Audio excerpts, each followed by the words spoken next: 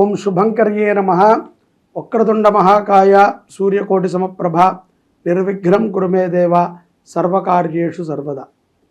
ఆదిత్యాయ చ సోమాయ మంగళాయ బుధాయ చ గురుశుక్రః శనిభ్యశ్చ రాహవే కేతవే నమః.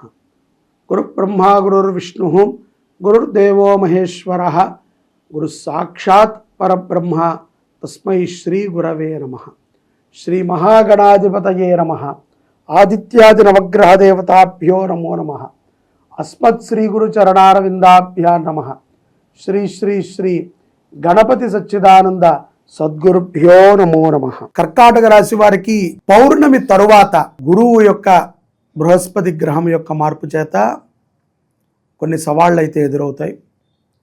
ఉద్యోగంలో కానీ వ్యాపారంలో కానీ కొంత చికాకులు ఉంటాయి. ఆ మాత్రానికే కంగారు పడిపోక్కర్లేదు. మనము చేసినటువంటి పాప పుణ్యాలన్నిటినీ కూడా ఈ జన్మలో ఇప్పుడే ఇక్కడే మనం అనుభవించి అన్నీ క్లియర్ చేసుకునే వెళ్ళాలి. ఏదైనా ఉంటే గనక దుర్మార్గము, దౌర్జన్యము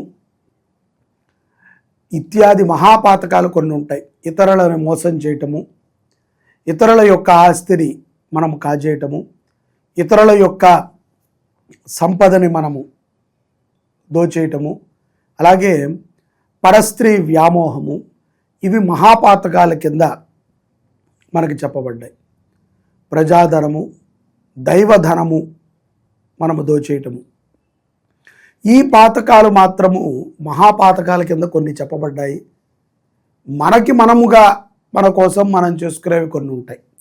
సంసారంలో కానీ, కుటుంబంలో కానీ, స్నేహితుల్లో కానీ, మనకి తెలిసినటువంటి వారిలో కానీ, మన కుటుంబంలో మనము చేసినటువంటి మోసాలు, పాపాలు, పుణ్యాలు వీటన్నిటిని మనం అనుభవించాలి.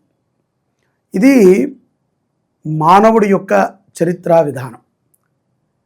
ఇక్కడ ఈ కర్కాటక రాశి వారికి బృహస్పతి గ్రహ మార్పు చేత కొన్ని ఇక్కట్లయితే వస్తాయి, కొన్ని అవమానాలు పడతారు, చికాకులు ఉంటాయి. ముఖ్యంగా కొంత చికాకుగా ఉంటుంది. ప్రతిదీ కూడా కదలదు, సాగదు పని. మన ముందంతా ఓకే అంటారు, అద్భుతం అండి, సాయంకాలం వచ్చేసేయండి, పని అయిపోతుంది. ఎన్ని సాయంకాలాలు వెళ్ళినా మన పని అవ్వదు. ఎంతో ధనం ఖర్చు పెట్టేవాళ్ళు ఉంటారు, కమిషన్లు ఇచ్చేవాళ్ళు ఉంటారు, పని కాదు. ఏమిట్రా మన ప్రాబ్లము అని వ్యాపారస్తులైతే తర్జన భర్జన అవుతూ ఉంటారు. ఇక్కడ వీరికి ఉన్నటువంటి కొన్ని శాంతి ప్రక్రియలు ఉంటాయి. వాటిని విధి విధానంగా చేసుకున్నట్లయితే తప్పనిసరిగా శుభ ఫలితాలని రానున్న మాసాల్లో కూడా పొందుతారు. ఈ మాసంలో అయితే కనుక ఈ ప్రాబ్లం స్టార్ట్ అవుతోంది, బాగా గుర్తుపెట్టుకోండి. ఇక విద్యార్థుల విషయంలో మనం గమనించినట్లయితే వారు కూడా ఫికిల్డ్ మైండ్గా ఉంటారు. ఇవాళ ఒకటి రేపొకటి అన్నట్టుగా ఏది స్టాండర్డిటీ ఉండదు.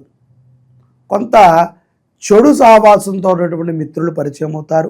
జాగ్రత్తగా ఉండండి, కోపగ్రస్తులు కాకండి, ఆలోచన చేయండి. గతములో లేనిది ఇప్పుడు మనకు ఎందుకు తగులుతోంది అనే విషయాన్ని ఆలోచన చేయండి, దాన్ని సర్దుకోండి. ఇప్పుడే ఈ క్షణములోనే అది తప్పు అనుకుంటే దాన్ని వదిలిపెట్టండి.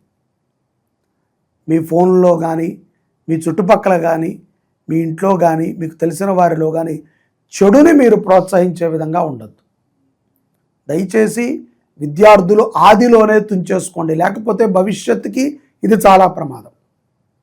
అలాగే ప్రభుత్వ రంగంలో ఉన్నటువంటి వారు, మనకి రాజకీయ పరంగా ఉన్నటువంటి కర్కాటక రాశి జాతకులు, మనకి ప్రత్యర్థులైన ప్రజెంటు మనకి లీడింగ్లో ఉన్నటువంటి వ్యక్తులైనా సరే కొన్ని కాంట్రవర్షియల్లో ఇరుక్కుంటాం తప్పదు.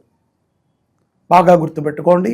ఈ జూన్ మాసములో మనము నాయకుడిగా భావించి, మనము భజన చేసి, మనము ఎంతో దేశాన్ని ఉద్ధరిస్తాడు అని భావన చేసేటువంటి వ్యక్తి, లేకపోతే మనము చేయలేనిది ఆయన చేయగలడు అని మనం భావించి పైన కూర్చోబెట్టినటువంటి వ్యక్తి అయినా, అపోజిషన్లో ఉన్నటువంటి వ్యక్తి అయినా ఎవరో ఒకరు కొంత ఇబ్బంది పాలు అవ్వటం అనేటువంటిది తప్పదు.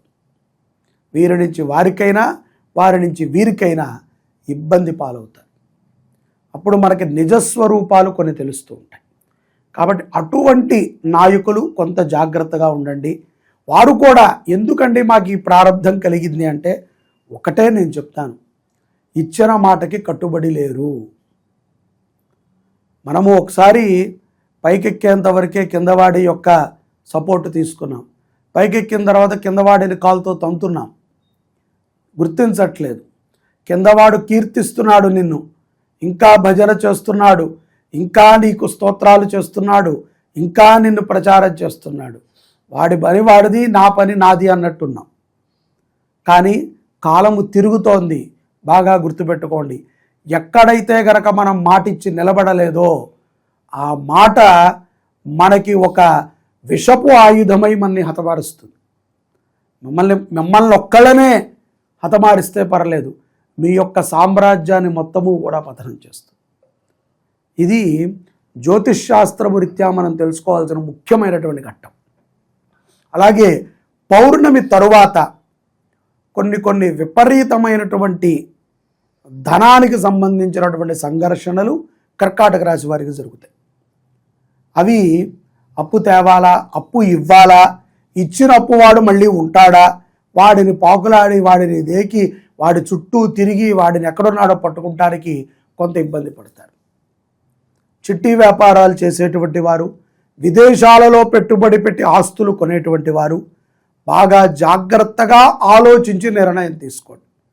తొందరపాటుతో ఏదో కొనేయటం, అక్కడ లాస్ అయిపోవటం, చీపోయింది, దేవుడు నాకేం చేయలేదు, నన్ను అందరూ మోసం చేస్తున్నారు అని చెప్పి నీ గర్వముతో నువ్వు చేసిన పనికి చాతకారి వాడిలాగా సమాజాన్ని, భగవంతుడిని నిందించకండి. మీకు చాలాసార్లు హెచ్చరించడం జరిగింది. మాట చాలా జాగ్రత్తగా ఉండాలండి, అబద్ధాలు ఆడకూడదు అని.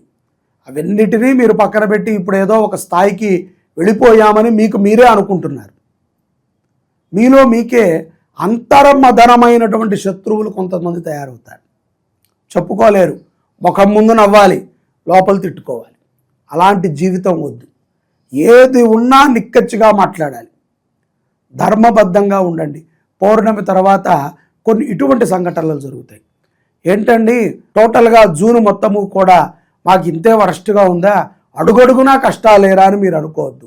కష్టాలని చెప్పటం వల్ల సుఖములని మీరు సంతోషంగా అనుభవించగలుగుతారు. వీటి నుంచి ప్రమాదాలు ఎక్కువ ఉంటాయి. నాయకులు కానీ, ఉద్యోగస్తులు కానీ, వ్యాపారస్తులు కానీ, విద్యార్థులు కానీ, విదేశాలలో ఉన్నటువంటి వారు కానీ, కోర్టు వ్యవహారాల్లో ఉన్నటువంటి వారు కానీ కొంత తర్జన భర్జన అవుతూ ఉంటారు. చికాకు, ఖర్చు ఎక్కువ అవుతుంది. ముఖ్యంగా మనము ఇప్పుడు ఏమి చేయాలి అనేటువంటి ఒక దివ్యమైనటువంటి ఆలోచన మనకు కలుగుతుంది. పోనీ ఏదైనా చెప్తే చేస్తామా అంటే ముఖ్యంగా బేరం ఆడతాం. ఎవరైనా ఏదైనా పూజారి గారో సిద్ధాంతి గారో మనకి ఏదైనా ఒక జపమో తప్పమో చెప్తే అంత కాదులేండి, ఇంతలో చేయండి అని. యథార్థంగా నా దగ్గర మాట్లాడరులేండి, నా దగ్గర అట్లా ఎవరైనా మాట్లాడితే వాళ్ళని ముందుగానే మీరు బయలుదేరండి, మీ కర్మ మీరు అనుభవించండి అంటాం. ఎందుకంటే బేరం ఆడినప్పుడు ఫలితం కూడా బేరంగానే ఉంటుంది. కాబట్టి బేరం లేదు. మనము విష్ణువుకి ఆరాధన చేయాలి. బృహస్పతి గ్రహము వీక్గా ఉన్న, శని బాగోకపోయినా విష్ణు ఆరాధన మంచిది. ఏం చేయాలి విష్ణుమూర్తికి ఆరాధన? ఏకాదశి కానీ, ద్వాదశి కానీ, పౌర్ణమి కానీ, చతుర్దశి కానీ, లేకపోతే శ్రవణ నక్షత్రము రోజు కానీ, ఈ రోజులలో సుదర్శన శతక శ్లోక పారాయణ, సుదర్శన చక్రాభిషేకము, శ్రీకృష్ణుడికి ఆరాధన, విష్ణుమూర్తికి ఆరాధన, విష్ణుమూర్తి ప్రీతిగా వేద పండితులు అనేక ప్రాంతాలలో ఉంటారు. మీ దగ్గరలో ఉన్నటువంటి గుడిలోనైనా వేద పండితులు ఉంటారు, అర్చకులు కాదు, వేద పారాయణ చేసుకునేటువంటి వారు ఈ వివాహాది శుభకార్యాలను చేయరు. వారు నిత్యము వేదస్మరణ చేస్తారు. వేద సంరక్షణ చేయటం, గురువులకి వస్త్రదానము చేయటం, గురువులు ఎవరైతే గనక గురువుగా మనం భావిస్తామో అటువంటి వారికి వస్త్ర సమర్పణ చేయటం. ప్రతి శనివారము కూడా కర్కాటక రాశి వారు అఖండ దీపారాధన ఇంట్లో చేయండి. ఉదయం సూర్యోదయాత్ పూర్వము నుంచి సూర్యాస్తమయం వరకు వెలిగేటువంటి అఖండ దీపం ఒకటి వెలిగించండి. దానికి నైవేద్యం పెట్టాలా అండి, ఒత్తులు 6 వేయాలా, నువ్వుల నూనె పోయాలా, కొబ్బరి నూనె పోయాలా, ఆముదం పోయాలా, వద్దు. అఖండ దీపం పెట్టండి. అది మీ శక్తి. ఆవు నేతితో పెడతారా, 12 ఒత్తులు వేస్తారా, అఖండంగా ఇంత ఒత్తి పెడతారా, ఇల్లంతా మసి చేసుకుంటారా, అది మీ శక్తి. అఖండ దీపం పెట్టండి అన్నాం, అంతవరకే. ఇక దీనికి నైవేద్యం పెట్టాలా, ఆ రోజు నేను ఈ బట్ట కట్టుకోవాలా, అఖండ దీపం పెట్టండి. మీకు ఏ క్వశ్చను వద్దు. ఇంకా అఖండ దీపము సూర్యోదయాత్పూర్వము నుంచి సూర్యాస్తమయం వరకు పెట్టండి. ఈ సంవత్సర కాలము కూడా ఈ జూన్ నుంచి వచ్చే 2026 జూన్ వరకు, లేకపోతే ఈ 18 నెలలు గురుడు ప్రవేశించాడు కాబట్టి 18 నెలల పాటు ఒక గోమాతని పోషించండి. ఈ 18 నెలలు కూడా ఒక గోమాతకి 2500 రూపాయలు ఇచ్చి పోషణ చేయండి. మాటకి కట్టుబడి లేము కాబట్టి నిత్యము కూడా మీరు ఇచ్చినటువంటి మాటని స్మరణ చేసుకుంటూ పశ్చాత్తాపపడండి. కుదిరితే మాటకి కట్టుబడి ఉండండి. ఓం రజతాచల శృంగాగ్రమధ్యస్థాయి నమో నమః. శ్రీ శుభంకరి దేవాలయము జీర్ణోద్ధరణ దేవాలయం. ఈ దేవాలయంలో గౌరీ సమేత శ్రీరుద్రస్వామి వారు ఉన్నారు. వెనకాల గౌరీ అమ్మవారు, ముందు స్ఫటికలింగం. ఈ గౌరీ అమ్మవారికి గత 5 సంవత్సరాల నుంచి కూడా దివ్యముగా దేవీ నవరాత్రులు, అనేక చండీ పారాయణలు, చండీ హోమాలు, నిత్యము కూడా చండీ పారాయణ కార్యక్రమం జరుగుతుంది. ఈ అమ్మవారికి ఈ యొక్క విశ్వావసు నామ సంవత్సరము దేవీ నవరాత్రులు ప్రథమమైనటువంటి రోజు, మొదటి రోజున స్వర్ణాలంకృత గౌరీ రూపంగా రజత చీరని అమ్మవారికి సమర్పణ చేయాలి భక్తుల సహకారంతో అని మేము అనుకున్నాం. దీనికి 6 కేజీల వెండి ఖర్చు అవుతుంది. అదే కాకుండా 2 మాసాల సమయం కూడా మనకి దానికి పడుతుంది. చాలామందికి ఈ విషయాన్ని మేము చెప్తున్నాము. తోచినంత వెండిని సహకారం అందిస్తున్నారు. 100 గ్రాములు, 150 గ్రాములు, 200 గ్రాములు, పావు కిలో, అర కిలో, కిలో, ఈ రకంగా సహకారం అందిస్తున్నారు. ప్రస్తుతము 1 కేజీన్నర నుంచి 2 కేజీల మధ్యలో వెండి సమకూరింది. ఇంకా 4 కేజీల వెండి అమ్మవారి చీరకి కావాలి. ఈ ఆషాఢ మాసం లోపు అమ్మవారి చీర కోసము మీకు తోచిన విధంగా వెండి సహకారం అందించండి. దానికి మీరు కింద ఉన్నటువంటి నెంబర్ని సంప్రదిస్తే ఎంత, ఏ గ్రాముకు ఎంత అనేటువంటి విషయాలను కూడా మీకు చెప్తారు. మీకు తోచిన విధంగా అమ్మవారికి నిరంతరము అలంకృతమై ఉండేటువంటి ఆ యొక్క వెండి చీరలో మీరు కూడా భాగస్వాములు కండి. మీరు కూడా అమ్మవారిలో ఒక అలంకృతమై ఉంటారు అని నేను భావిస్తూ ఈ అవకాశాన్ని మీకు కల్పిస్తున్నాను. జై శుభంకరి.